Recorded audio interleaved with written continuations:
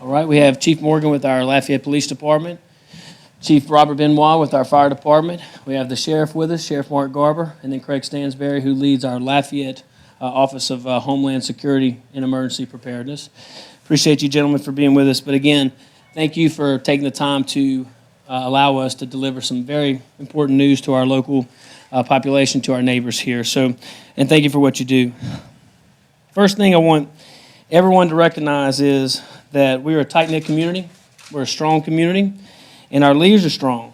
We've had communication here locally with all agencies. We've had communication with the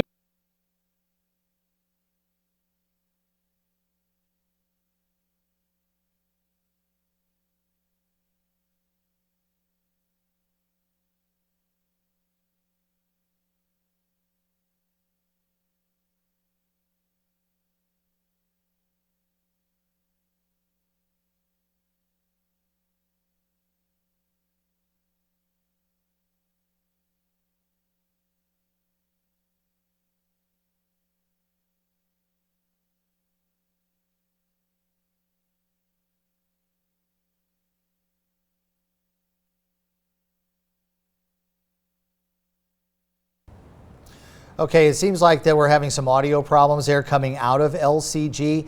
As soon as we can get that audio back, we're going to go ahead and head back to that. That is Mayor President Josh Guillory giving everyone an update. He's also got members of law enforcement there around him giving an update on what LCG and the rest of law enforcement will be doing along as Hurricane Delta is making its approach toward the Louisiana coast. There's been a lot of preparation, not just here in Lafayette.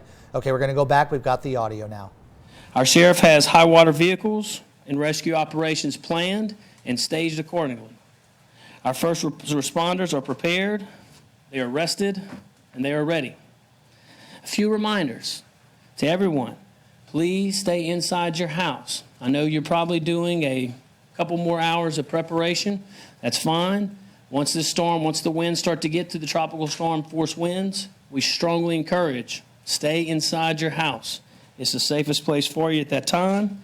And if there is an emergency, call 911. 911. Secure anything that could become debris, anything loose, anything out there that could fly. Go ahead and secure it now. There's still time. Also a reminder to everyone, there is a curfew in Lafayette Parish starting at 4 p.m. today, going till 8 a.m. tomorrow morning. Road closures will be posted continuously by our sheriff on his Facebook page, and you can call the sheriff's department as well for our updates.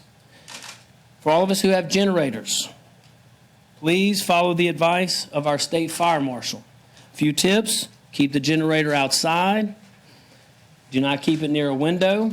Best practices call for it to be kept 20 feet away from your home.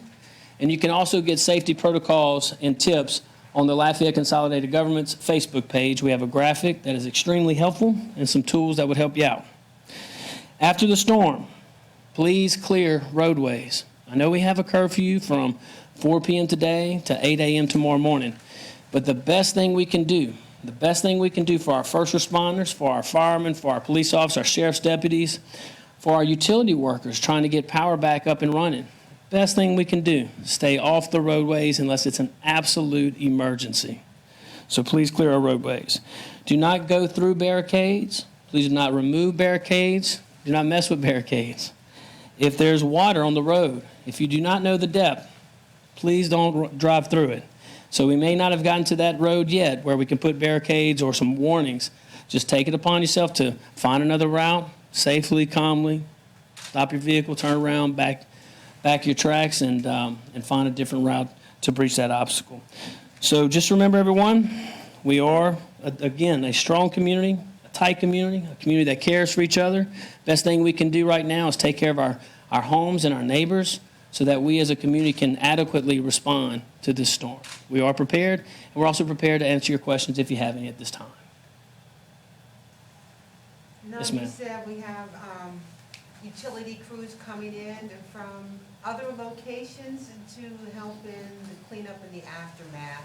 What are some of those other states that are helping us out? We have I know Tallahassee, Florida is one that comes to mind, but we have some crews from North Carolina, I believe it is, that are also coming in. We've been in contact with them all week, and I'm probably missing a few of them, but our interim director, Old Dion, has been in constant communication with these companies. But we have a mutual aid agreement, so during storms across the country, we'll also send LUS crews to help out. You saw that in Southwest Louisiana after Laura.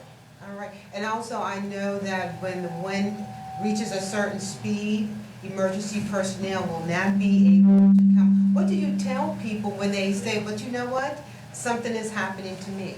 So the best thing to do is, you're talking about from a constituent saying something's happened to me? You call 911. You still call 911.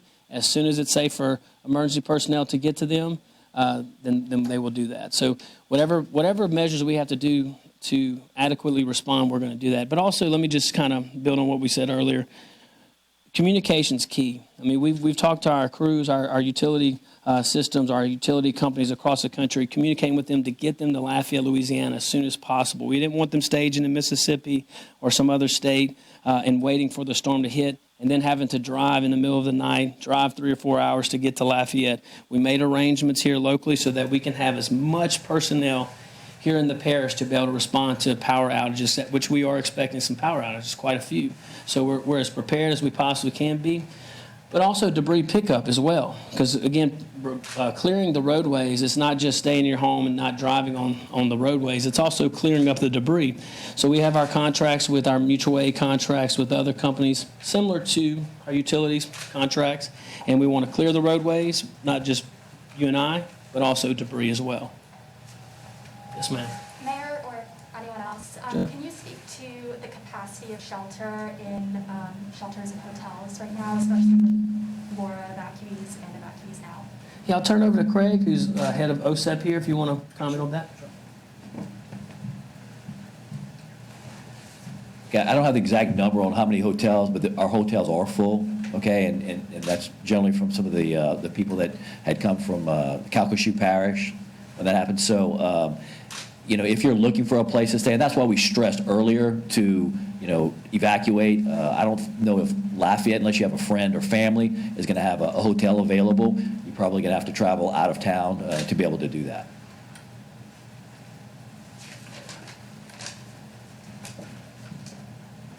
Thank you, Craig. Yes, ma'am. I know that y'all have been doing periodic updates on your Facebook about the projected conditions we're going to have in Lafayette Parish specifically. What's the most recent projections? Yeah, and Craig, correct me if I'm wrong. We just left an EOC briefing. Look, I'm gonna answer that the same way I answered the last few days. We want to prepare for the worst and hope for the best, and I sincerely mean that. If you're out there, you're watching this, and you get over prepared, and the worst case that it comes through, the storm wasn't what what you were anticipating, that's okay. There's nothing wrong with that. It's better to be over prepared than under prepared. Right now, we have a Category 3 storm in the Gulf. That's what we're preparing for. Realistically, it's not going to hit as a Category 3. I don't anticipate that. But we are prepared for the worst here locally, and we will pray for the best. Also, mentioning the Sandbag Sites, do we have a rough idea of how late those might be open, of when conditions will start to get bad and those have to close? Yeah, we're going to keep them open as long as we possibly can. They are open right now. So that's why I would ask that everyone stay engaged, stay watching your local news, stay watching the Weather Channel, wherever you get your news source from.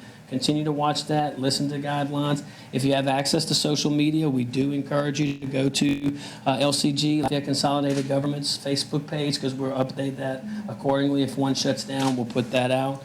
But in most of these, actually all the sandbag locations are bring your own shovel. So, and as you know, as many of us have gone out there, there's always someone willing to help. And if you find yourself in dire need, reach through. You can call 232-HELP. You can reach out. You can dial 311 here locally. And your local leaders are here to help. Is there like a rough average, though? Like, say if it gets to tropical storm force winds, when those would close? Yeah, I wish I could give you more specific. I would just say that instead of getting specifics, because I don't know what necessarily it's going to bring, I will say that I have confidence in our communication abilities. So the moment that it's not safe, we will shut it down. Yes, sir. A question for the sheriff. Okay. Sheriff, for Laura, I want to think that we had extra search and rescue crews come in from northern Louisiana. What's the status of that, and how are we going to be able to help the region this time? Well, right now, we're not expecting this to be a flood event. I don't think there's any reasonable forecast that has put us in danger of flooding or storm surge in Lafayette Parish. Our rescue would be more for a very localized flood event or some kind of a structural collapse, for example. We have people trained actually at the sheriff's office as well as our partners with the fire department who are trained in structural collapse rescue. And I want to do a point of clarification to the question earlier from Channel 10. There is a point where law enforcement does cease operations. We do that for a couple of reasons. We do that to preserve our vehicles because we need to have vehicles to get to you. And we also do that to keep our deputies and our police officers safe. But if there is a true priority emergency, we have some creative ways and we will do our best to get to you even during the height of the storm. We never shut down. We don't go home, but we do preserve ourselves so that we can be there in the aftermath. I hope that makes sense and clarifies that. Mark, how would you describe that point where you guys have to back off? That's just up to the shift commander at the time. When we activate our emergency operations center, which I have done at the sheriff's office, we have a senior member of the command staff or myself on duty 24/7. So I have a major who's going to be there or myself will be there making that decision based on the atmospherics of that particular call for service. Just wanted to ask, unfortunately with Hurricane Laura a few weeks ago, and you touched on already the safety concerns with the generators and also even tree cutting, tree removal in the days and weeks after. I'm not sure if anybody can elaborate on that, just as far as, taking your time and being careful with the storm cleanup afterwards when it comes to using a generator or, taking care of, the trees basically. No, absolutely. We kind of fall back on that old saying, slow is smooth and smooth is fast. We want to make sure that we do it correctly. We want to make sure that we respond accordingly. And it can be frustrating at times because I know you see debris and you still see debris right now. We've gotten, our public works department has gotten out there as quick as possible. We have our contracts with outside companies, third-party vendors that are also helping, and they're stretched thin. They're stretched thin all the way from Calcasieu Parish to St. Martin, Iberia Parish, and we're not immune to that here in Lafayette Parish in our city. But definitely it adds an extra obstacle to us, but it's not something we can't handle. We just got to roll up our sleeves, which I'm not wearing right now, and get to work. I want to just elaborate what the sheriff had mentioned too, though, about storm surge. Just remember, I agree, we're not, the reports show that Lafayette Parish will not have direct storm surge, but that doesn't mean that we're not going to be impacted by the storm surge. A lot of our arteries, for lack of better words, Vermilion River, for example, will be affected by the tide. It will be affected by the surge, okay? So when the water levels rise because of storm surge, there's not enough water. The capacity goes down, so there's not as much water for our coulees and our laterals, our ditches, to drain into the Vermilion and other watershed matters as well, or watersheds, even in our parish, Marmittal, things like that, towards our western part. So, and that's going to be very relevant to our neighbors here in Acadia Parish, who we're still working with and praying for. So, Sheriff, can you elaborate on that point that Josh just mentioned? What do y'all think are the key emergency risks of this storm? Well, we really, like for every storm, we're in a position to react. But this promises right now, okay, just what we know right now, to be more of a wind event than a flooding event. There are some storms that are moving very, very slow, and they're going to dump 24 inches of rain on us in 8 to 10 hours or something crazy like that, and that's going to be obviously a flooding event. So I think any reasonable person should expect this to be a potential wind event. And from just my perspective, not being a meteorologist or anything, but this storm has been very unpredictable as far as its behavior as it's come into the Gulf. And I wouldn't be surprised if we have to revise our posture as far as what we're prepared for again, even at this late hour. Chief Benoit, I know it's all hands on deck for you guys. How many firefighters do you have out there, and what's your best advice to folks at home early afternoon on a Friday? Well, based on the time that the storm is coming in, we've made a decision that we keep just one crew on board. And if that crew that's coming in tomorrow can't make it to work, then the crew that's working today will remain on duty until they can get a replacement. As it pertains to how we respond, it's basically what the sheriff talked about in reference to making a judgment call on the wind speed. When they get out there and they're dispatched to a call, then the officer in charge on that particular apparatus is going to make that judgment call.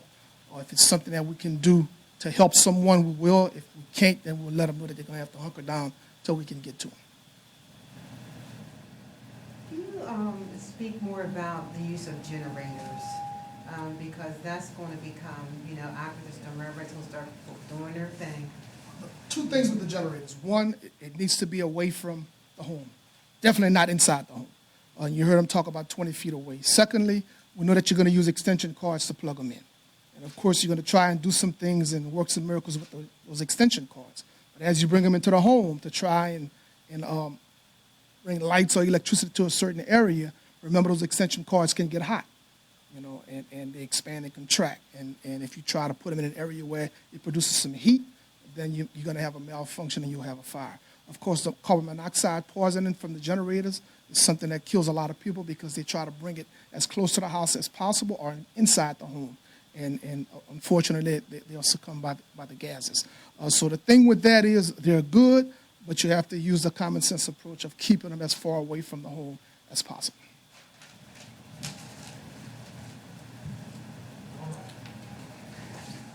Again, we will continue to keep the local media and national media abreast of the situation, and any information that we can, we'll utilize social media and our press releases probably to get more immediate information to you, but we'll hold press conferences accordingly should the need arise. We do appreciate everything that you're doing. Without you, we could not get information to the public that we're blessed to serve. So I appreciate you. I ask for God's blessing on you and our community. Thank you.